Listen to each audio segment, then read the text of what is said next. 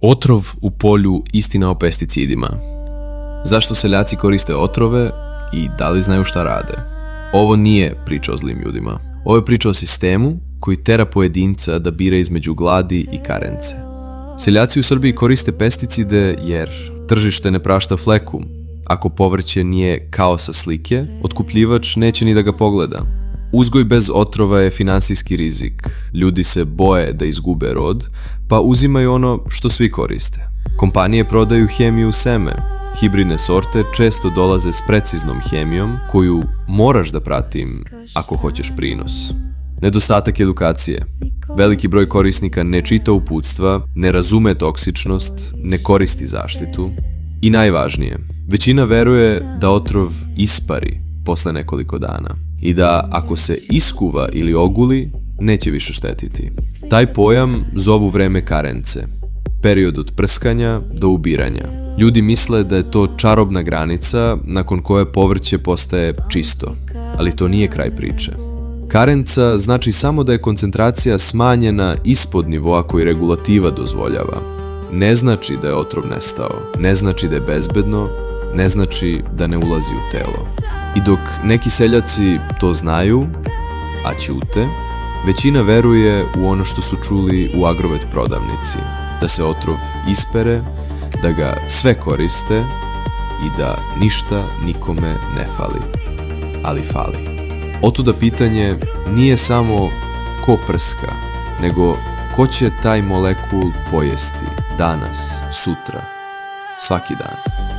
Najčešće korišćeni pesticidi i herbicidi. U savremenoj poljoprivredi najviše se koriste herbicidi, kao što je glifosat za uništavanje korova, insekticidi poput imidakloprida i metamidofosa, zaštita od štetočina, fungicidi, kao što su klorotalonil i mankozeb protiv gljivičnih oboljenja. Ostali, rodenticidi, nematicidi, sintetički hormoni, adjuvansi.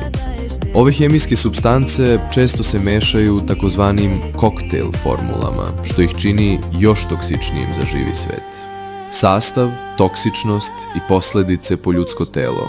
Naučne studije i upozorenja SZO, UNEP-a i drugih tela ukazuju da pesticidi mogu oštetiti centralni i periferni nervni sistem, izazvati rak, naročito ne-Hodgkinov limfom, glifosat, leukemiju i tumore mozga. Ticati na reproduktivno zdravlje, neplodnost, poremećaj spermatogeneze, spontani pobačaj, ometati endokrini sistem, imitacije ili blokiranje hormona, naročito estrogena. Oštetiti jetru i bubrege, nagomilavanje toksina dovodi do degenerativnih promjena. Uticati na razvoj fetusa i dece, povezano sa autizmom, hiperaktivnošću, smanjenim IQ-om. Izazvati autoimune bolesti kao što su multipla skleroza, sistemski lupus i druge. Čak i pri niskim dozama dugotrajna izloženost ostavlja trajne efekte, naročito ako dolazi preko hrane, vode ili vazduha u blizini polja. Uticaj na zemljište, vodu i ekosistem. Pesticidi ubijaju ne samo ono što smatramo štetočinama, već i korisne insekte, pčele, bumbare, leptire, organizme u zemljištu koji održavaju plodnost, ptice i ribe koje gutaju kontaminirane insekte ili vodu, mikroorganizme koji štite biodiverzitet.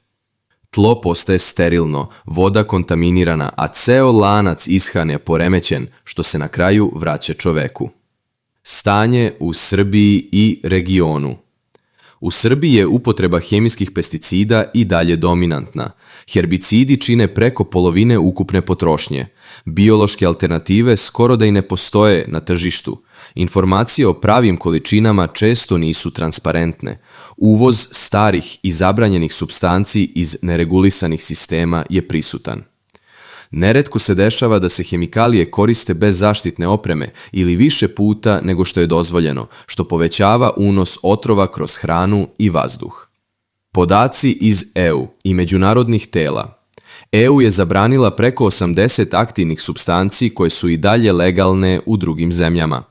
U Srbiju se i dalje uvoze proizvodi sa ostacima tih zabranjenih pesticida. Preko 28% hrane u Evropi ima ostatke pesticida, a 2% prelazi bezbedne granice. Neke zabranjene supstance se i dalje proizvode u EU, ali se izvoze u nebezbedna tržišta. Sumnje u prikrivanje i interesne uticaje.